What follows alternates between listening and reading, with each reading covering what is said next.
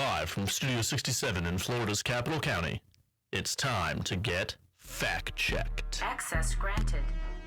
Happy Friday, good people. It is your favorite public policy team checking in this week. I'm Tonette. Hey, Peter, and we have Mr. Deputy with us again. Hey, Jeff.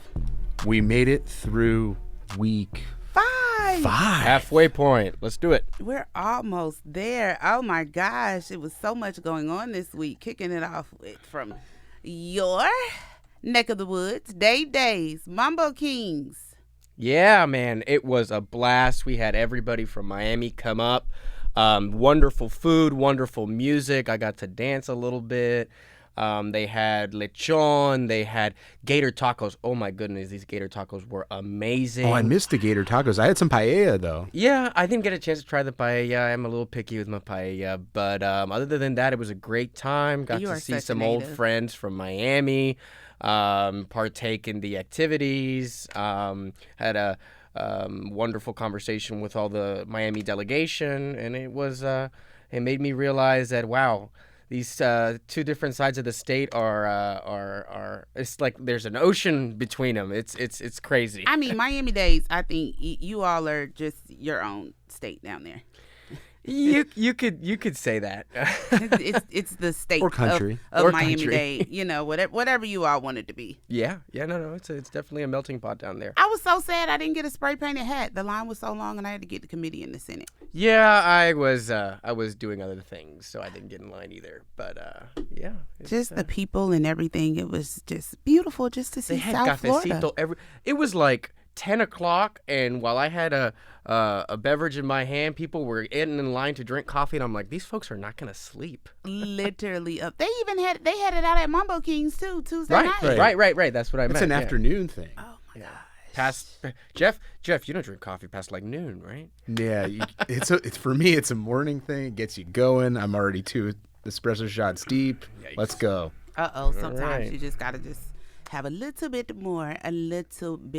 And we had Marion County Day. Yeah, that's like the complete opposite. I saw horses. I love that. I love barbecue. Everything. Every county just brings its own unique flavor. HCA, literally, they even brought their own little Ocala blow-up thing on the plaza. Bringing it back to the Mambo Kings, I might be wrong, for the listeners to correct me, but I think that Miami-Dade Days might have been the first county days, or like that's how the county days kind of first started. Yeah, and Mambo Kings You might need to fact check it. Yeah, we'll let it ride. Okay, all right. Well, you want to put on for your county? We'll let you have that one. We'll let you and Jess have that one. All right, Mr. Deputy, let's run us down. Give us the deputy download for this week. What's going on in your world? Well, I'll start with some bills. We always have things that we're watching. One that we've probably been working on for the last, I don't know, the trialers try every year on sovereign immunity. But it's moving again over in the Senate. FAC, along with the coalition of local governments and other entities who are impacted by raising the caps, the Senate moved its bill, and its second stop has relatively reasonable increases in the assessment caps from 200, 300 to 300, 450. We're going to see where it's going to go. There are some things in there that the senators discussed in wanting to move out of the bill. So we're still watching. We're seeing if they're going to move it closer to the House bill, which really won't work given this tough year as on our budget. So we're going to keep watching Sovereign as that one. It could be a day 60 type issue to see if that gets across the finish line. Yeah, I heard it's going to be a hard deadline on policy, but the budget might. Well, yeah, and I know we'll get to some budget drama later in the show. We're going to get to the budget drama later, but really, really quick, I got 2 words. Well, 4. Blue ribbon and pool man. Well, yeah, this week we had the return of Mr. Eric Poole at the podium. Professor Poole. And listen, the chair over in the Senate committee let Mr. Poole go for about 10 minutes. Literally. We had an incredible, master class of how to give testimony with hand motions, use of the glasses, really giving the background that you don't necessarily get to give in that, 30-second testimony, but more walking the committee through what the impacts of this Blue Ribbon Projects bill, which is about the development of 10,000 plus acres. Mr. Poole did a great job of explaining the process, the current process, what changes would be made in this bill. Definitely worth taking a look. We're going to keep watching that bill. It's moved twice in the Senate, only once in the House. So it's something that, as the chambers, move a bill, it still has some work to do. Yes, most definitely. But it was so good to see Pullman back in the Capitol with us, and again, just back in his element, and just kind of bring, even though we know he's not retired for real, but just to be back up. I think he had a good time. He did. He missed it. He'll probably never admit it, but he missed it. He enjoyed it. He enjoyed it, and he still has it. Thanks, Pullman. All right, Peter. What's going on in ag this week? Well, so the DAX package was in rules, and there was quite the commotion with regards to disparagement of agricultural food products. As the bill was written, it tried to minimize comments that would have disparaged agricultural products. And there was a lot of opposition, both in the legislature and different interest groups, including the Captains for Clean Water. And so Senator Martin tried to, he filed an amendment last week that would have met in the middle. And then, to everybody's surprise, in committee, there was another late filed amendment by Senator Martin that completely deleted the section. Was that during the committee? During the committee. Oh, wow. And so was it handwritten? Did it actually go through? I've always wondered how they do that. I mean, so quickly behind the scenes. It's always been interesting. It's a to me. nightmare for staff. Oh, I bet. I bet. You got PTSD, friend? A little bit. So the whole issue was, there's a lot of folks that are saying that limiting the ability to disparage certain food items and agricultural practices is a violation of the First Amendment, because maybe in some instances these practices might lead to algae blooms or harmful foods. And so there was trying to balance, the committee and stakeholders and the Department of Agricultural and Consumer Services was trying to balance those concerns. And there was some interplay where the late filed amendment was introduced, and the sponsor did say it was unfriendly, obviously, because it struck the whole section out. So there was some. So for you, it was more just the action of the committee process not necessarily being very predictable. Correct. So I mean, stakeholders had to change their opposition to support real quick, because it was deleting the section that they traveled across the state to oppose. So and as well, in the DAX package, there, like I mentioned in previous podcasts, there have been extending the timeline for folks to comply with the AA biosolids section that would pretty much eliminate land application of B and A. So there is a glide path to 2031 for local governments that don't transport biosolids for land application outside of their county boundaries. I know there's some folks that are concerned that the turnaround for their treatment facilities was too small and there was a big cost. So this is going to provide some wiggle room. So the DAX package is now headed to the Senate floor. It needs a little bit of work in the House, but we will continue to watch it. Slow and steady wins the race, huh? Yep. All right. Well, in HSJ, body camera framework for code inspectors continued to move forward. On Tuesday, it was up in the State Affairs Committee and passed unanimously. That was House Bill 509 and 511, respectively, by both being sponsored by Representative Partington. And together the bills establish a statutory framework for governing the use of body-worn cameras by local government code inspectors. This is not a mandate, but it will definitely help. And the Senate companions by Senator Burgess, 504 and 506, passed with great support on the Senate floor and is now in House messages. Senate Bill 1260 for improving building safety after natural disasters was up in the Senate Regulated Industries Committee. It passed by Senator DeSigley. The bill focuses on how building inspections and permits are handled during a declared emergency for such as what's one of our big things here in Florida, hurricanes.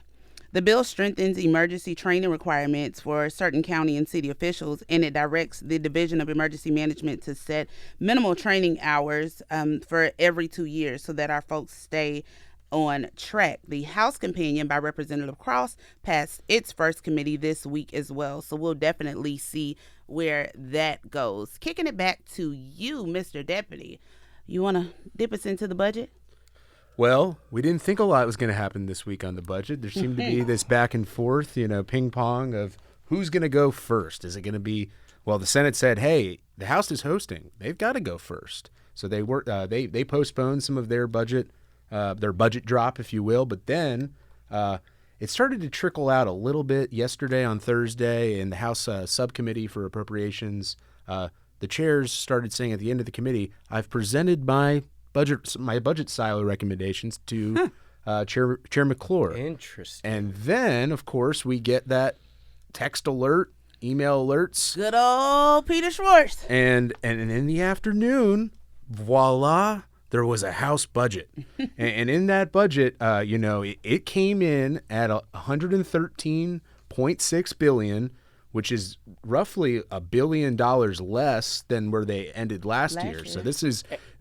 And compared to the governor's, what is 117? Yeah, the governor's budget, which of course is always more of a framework and always tends to come in a little bit higher. Okay. But it came in less than last year, and last year they were cutting the budget from the previous year. So it definitely, had a lot of people scrambling to find their appropriations in the bill. There are 11 conforming bills. There's one to check out on dock stamp redistribution. The House last year did one on what's called the Florida Accountability Office, and that's not one of those acronym bills out there. They tried this last year. They brought out a conforming bill again this year. They put $53 million. It basically just moves the Auditor General, combines it with the JLAC. It's more of an auditing function, but all centralized under the legislature. There's a conforming bill on the construction of a new state correctional facility and plenty more. Going through the implementing bills last night, just trying to find those little nuggets. For the nerds out there that love going to the revenue estimating conference, there was a little nugget that said that they have to post their work papers, which I know I love because I like going through those work papers before I show up to go see those meetings on Fridays. So they said they got to post those early. But we'll be doing our full budget write-up. We always do when they pass those off the floor. Now, then the Senate had to respond. So the Senate has now put out their timeline. They're going to be releasing their budget here today on Friday. And their timeline next week, by next Friday, they'll be considering it on the floor, which by next Friday, maybe we'll be in the posture for budget conference. That's right. Yeah. We shall see. It'll be interesting. Peter, take us to tech. Thank you, Tanette. So in the tech world, we supported the cybersecurity liability bill by Senator Leak. This is the bill that I've mentioned before that establishes that local governments are not liable in connection with a cybersecurity incident, which are becoming much and much more prevalent if we have implemented substantial practices and substantial cybersecurity safeguards, such as disaster recovery plans, multi-factor authentication. This is the bill that as well says that we need to establish standards compliant with NIST, which is a pretty high standard. We want to make sure that local governments are protected from hacking and cybersecurity threats, because as the sponsors have mentioned, we can be considered the first door for these malicious actors to start seeping into government, seeping into secure information. I mean, we definitely don't want situations where bad actors are getting into the Department of Highway and Motor Safety, for example, where all the information and all the driver's licenses are, as the sponsor had mentioned to me. So this is good policy, and we hope to see it make it across the finish line. All right, that is exciting. That's exciting.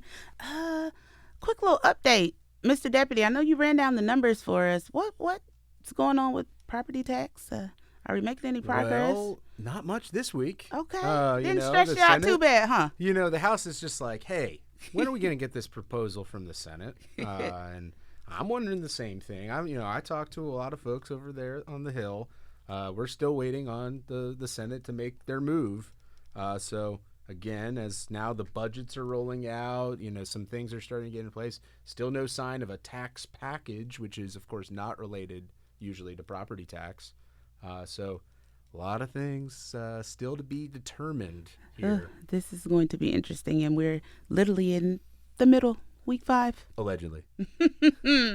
Wishful thinking. Peter, what else you got for us, friend? Well, in the water and environment world, we have been working with Rep. Connerly on his PFAS bill. This is the bill that bans the firefighting foam, which contains a lot of PFAS. So we are in support of that. However, towards the back end of the bill, there is a sampling requirement for biosolids and treated effluent, saying that public entities need to sample this for PFAS on a quarterly basis, so that's around 8 tests per year, and then submit the results to the Department of Environmental Protection. So there is a concern among local governments and public entities as to what that information will be used for. And so we've spoken with the sponsor because this stuff, PFAS is in this stuff to begin with. We're passive receivers of this. And so we want to make sure that folks don't misinterpret that data and hold us liable for it. That is not the intent of the sponsor, as he has told us. So we have provided some feedback and some language. He is working with other stakeholders as well. He hopes to get that language in by the next committee stop to make sure that we don't or we're not held liable, and that the standards, because there's standards that are going to be established by the EPA soon. Right. We're still waiting on those. And Budget Nugget, they're going to kick out the date for DEP to adopt rules each year. The last couple of years, they've put that in the implementing bill. Oh, okay. House put that in the implementing bill that says that it would kick out to, again, 2027 to give the EPA some more time. Okay. Wonderful. Peter, literally, you had a full week, Peter. Yeah, it was non-stop. Thursday was a non-stop committee day. I enjoyed it because I got to learn a lot, sit in many different committees. But it was like I'm in one committee, they got to be in the next committee, and it was just a lot. And these are a lot of the bills in their second stop, so they're not the committees that we typically venture to. Correct. A lot of the budget appropriations, subcommittees. Money time. A lot of new faces. Lobbying new members, new senators. So, yeah, you didn't even get a chance. Did you make it to the library this week? Oh yeah, I've been really using that library. Oh, okay, I mean, it's so quiet. Because I always struggled to find a place where I can work. The 10th floor coffee shop is a little noisy. On top of each other. The plaza level, sometimes you can get a little work done there, but Jeff a couple weeks ago said, "Peter, let's go to the library," and since then I've been hooked. I've been get in there, step into 1998. Antiquated, but I've been corrected by my boss. It's not antiquated; it's dusty. Oh, all right, okay. In the housing world, the House advanced the affordable housing revisions to the Live Local Act. On Wednesday, the House Housing, Agriculture, and Tourism Subcommittee unanimously passed House Bill 1389 by Representative Redondo. The bill revises the Live Local Act to expand affordable housing development opportunities and limit certain local government restrictions, but it allows multifamily and mixed-use residential developments on property owned by a county, a municipality, a school district, provided the property is within the entity's boundaries and the local government is part of the development application. The Senate companion 1548 by Senator Kaladiu passed its first committee stop back on February 3rd. So we'll definitely see. I see she's carrying a lot of the housing issues in the Senate and working with Representative Redondo on the House side. So we'll see where they meet in the middle and what gets to the finish line. It's exciting. Yeah, I guess we can keep calling this Live Local. Now it's 4.0 as they make more changes. Just Live Local to Xfinity. Just add all the zeros, all the things. We shall see. I heard you got a new bestie. Yeah, I'm trying. this week. I love new friends. Who's that in all that black? Yeah, well, Representative Black is certainly. I'm trying to work with him on this House Bill 1001, official actions by local governments. Trying to make things a little bit the process work as it relates to local governments in that bill. How lawsuits can be brought to causes of action by any resident. This is the DE&I bill. But then I got another new friend in the House, and that's Representative Benaroche. Okay. We're going to be working with her to try to promote transparency and accountability on HB 1329, local government spending. And, we Peter, we saw this one move over in the Senate. In the House bill, it seemed like to be a love fest for EDR and the local government tab that they have over there of all the great information. Some of those transparency things they're looking for in the bill, we already do. We submit reports up by October 15th after we get through our budget cycle. But over on the Senate bill, they stripped the language about the budget exercise, the 10% cut that you'd have to do. But then they threw in, Senator DeSegli put in this little nugget. Yeah. Tell us more about that utility nugget. Yeah. So Senator DeSegli did have a standalone bill that said that counties that generate revenue from utilities are not going to be able to use it for general government functions and have to reinvest it. So there was a concern that there wouldn't be an ability to do chargebacks or for general revenue to charge for the services that extends to the utilities. And so the part that did make it into the local government spending bill is that counties need to reinvest utility service revenues back into the utility for purpose of operational integrity. So it doesn't prohibit chargebacks and of the such. And so we've gotten feedback from counties as well as our general counsel, Eddie Labrador, that says that as long as it doesn't have that other language that prohibits the revenues to be used for general functions, we're okay. And many counties already keep this internal to revitalize their utilities. So there was a little concern at first. We understand that I think Senator DeSegli is putting in this in there to bring up an idea, get the conversation we've rolling. got like 6 or 7 different utility bills that are moving this session, and he wanted at least a vehicle for that conversation. Because his original underlying bill didn't have a House companion. So well, it is definitely riding, so we will see where it lands. All right, before we wrap up this week, and again, guys, this is just an appetizer. Make sure you check out our legible to get the full rundown in all things local government this week. But if you had to sum up the week in one word, what would that be? Who wants to go first? Peter? Nostalgic of my time when I grew up in Miami. It was definitely, I've been living here in Tallahassee for about 6 years. It is quite the different world. I appreciate the more rural aspect of North Florida, but it was really nice to get back to the more cosmopolitan and Latin side of my roots. So it was nostalgic. Okay. What about you, Jeff? It's 2 words, but it's one idea. I'm just gonna say it was a hot potato. Nobody who wanted to go first. That's a good one. Yeah. Who on the budget, of course. That's a good way to sum it up.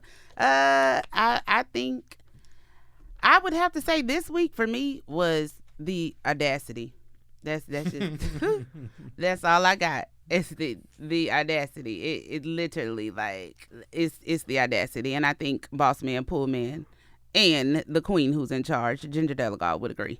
All right, who was your favorite, or who did you get to work with this weekend? Because there were a lot of moving issues. I know I have dug into affordable housing this week, so let's take it. Now, it doesn't necessarily have to be a legislator. Maybe it was a lobbyist. Maybe it was a staff member. Who did you enjoy working with most this week? Let's start with you, Mr. Deputy.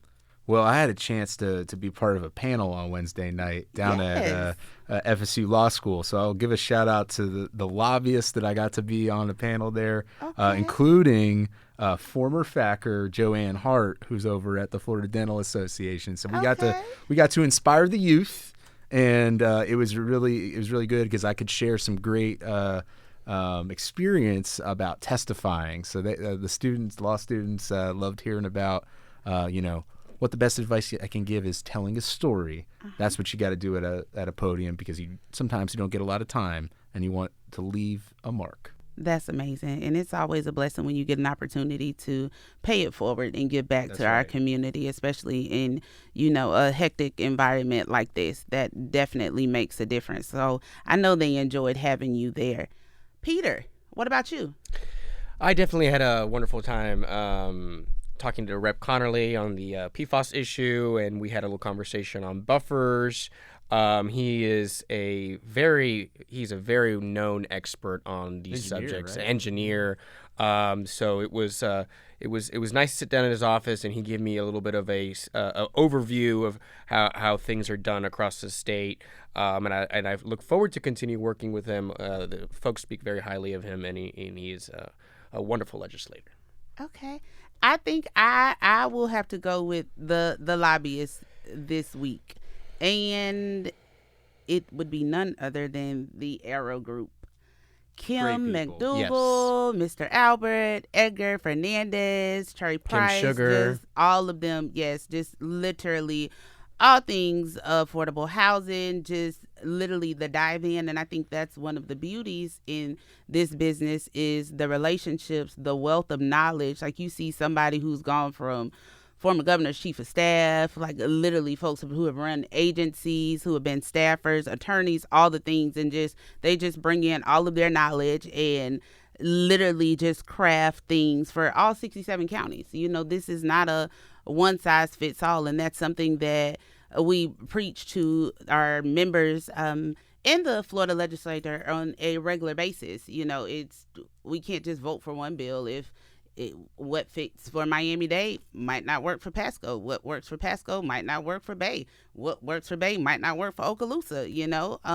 Things are definitely different, but I would definitely have to say shout out to the Arrow Group. It was indeed a pleasure working with them this week. As we wrap up, what are you looking forward to most for next week, guys? I look forward to seeing how they work out the kinks with the budget. That's going to be interesting. It's my second session with FAC, and it's always great to learn new things. And this year, they're doing things a little differently, so I'm going to sit back and watch. Okay. And next week with week 6, and of course the House picked up these extra committee meetings next week. But it's that point of session where everybody else gets to focus towards the budget, and us here at FAC, we get to still work our policy. So, things start to get slowed down a little bit. So I'm looking forward to that. Everyone else can, maybe focus a little bit on the budget, but we can still do our thing on policy. It's definitely going to be interesting. I'm looking forward to see, as you said, policy, what's going to pop out, what's going to move, what's going to be agenda. I had an opportunity to work with the judge, Representative Maney. So I can't wait to see what comes up in his committee. Y'all got to tune in next Friday to see me talk about that. And for announcements, the folks tell me Boss Man will be on Sean Pittman's radio show this Sunday, February 15th. Wow. Oh, wow. Awesome. I look forward to seeing make that. sure you tune into that. You don't want to miss it, as he talks about Florida's counties and how local governments are navigating a changing policy landscape. And y'all know he don't do anything, radio show. And the panel last week, I think it must say, where nobody can usually get him to do anything like that but Dylan Ashley Suggs. So I guess he loves the Reds, and it must be because it's his Boulay brother. But make sure you all tune into that on Sunday. You all have a great weekend, and we will see you next week. Take good care. Bye-bye. Bye-bye.